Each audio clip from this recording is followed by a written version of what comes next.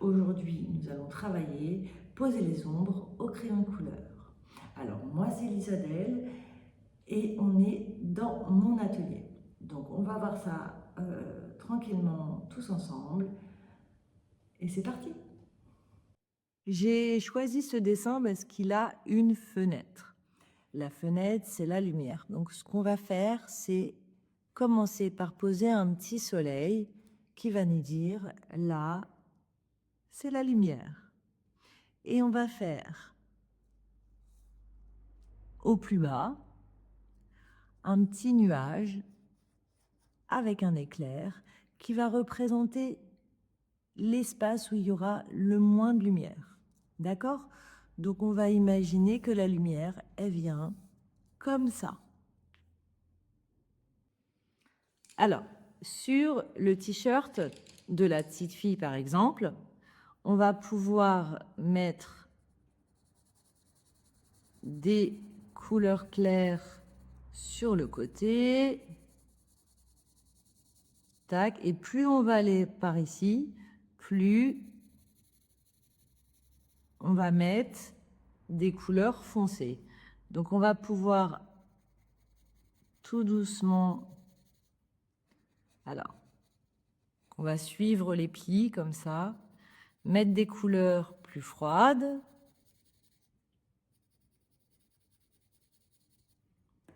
Et après, on repasse avec la couleur qui fait l'ensemble. Donc, pour faire les ombres, on peut mettre des bruns, des marrons. On peut mettre des bleus, on peut mettre des noirs. On n'est pas obligé de toujours aller vers les noirs, les gris pour poser les ombres.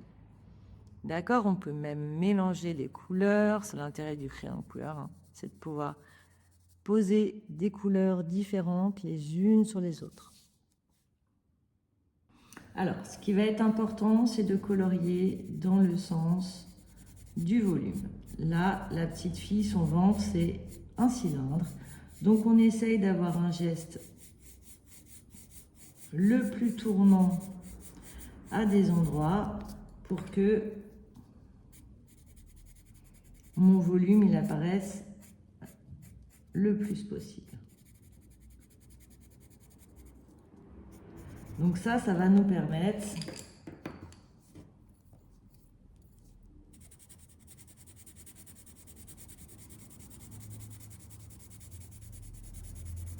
de créer un volume sur l'ensemble. Et je mets un peu de jaune pour réchauffer mon orange. D'accord? Si j'ai un pied, ma lumière va pouvoir venir sur le côté et au plus proche de mon coloriage, c'est là où ça va être le plus foncé. Et tout doucement, m'écartant du pied, je vais pouvoir alléger mon geste.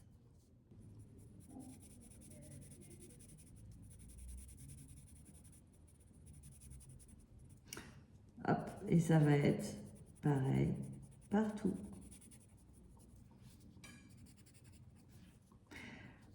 Là, par exemple, entre les jambes du nounours, on a deux éléments qui vont venir faire ombre. Donc, on sait qu'au sol, ça va être encore plus foncé. Et si je veux faire les jambes du nounours, il va falloir que je suive le cylindre.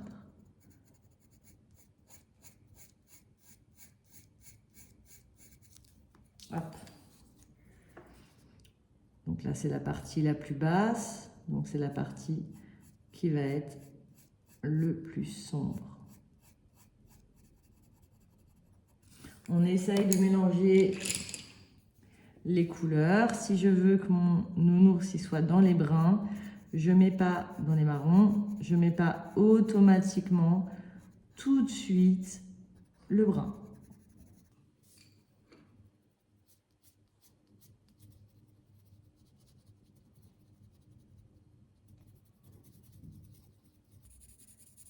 Surtout, quand on se rapproche de la ligne, essaye de faire un peu plus foncé.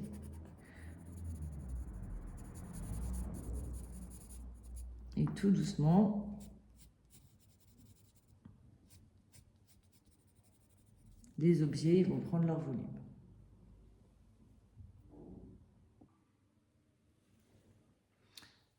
Sur la table, j'ai des pots chimie, on appelle ça, je crois, des béchères. C'est pareil, il va falloir que je vienne tout doucement mettre des ondes pour qu'on ait l'impression que les pots flottent sur la table. Ne flottent pas sur la table. Donc j'appuie, plus je suis proche de l'objet, plus je fais fort, plus il y a d'objets qui sont proches, plus entre les objets, je fais foncer. Ça va être pareil pour les livres. Voilà, et comme ça, nos objets, hop, ils commencent à se poser sur la table. D'accord? Mes petits aventuriers de l'art, j'espère que vous aurez compris des petites choses par bribes. Je vais faire des petites vidéos assez courtes en vous montrant plein de petites choses. Il y a des choses sur lesquelles je reviendrai, tout ça. Parce que là, c'est excessivement synthétique. Voilà. Donc, n'oubliez pas, l'important, c'est d'oser. Pour créer, il faut oser se tromper. On n'arrive pas à faire les choses de la première fois. D'accord? L'apprentissage, c'est comme ça, étape par étape. On expérimente des choses, on essaye des choses. Et à fur et à mesure, vous allez progresser. D'accord? Donc, je vous dis au revoir et à la prochaine vidéo.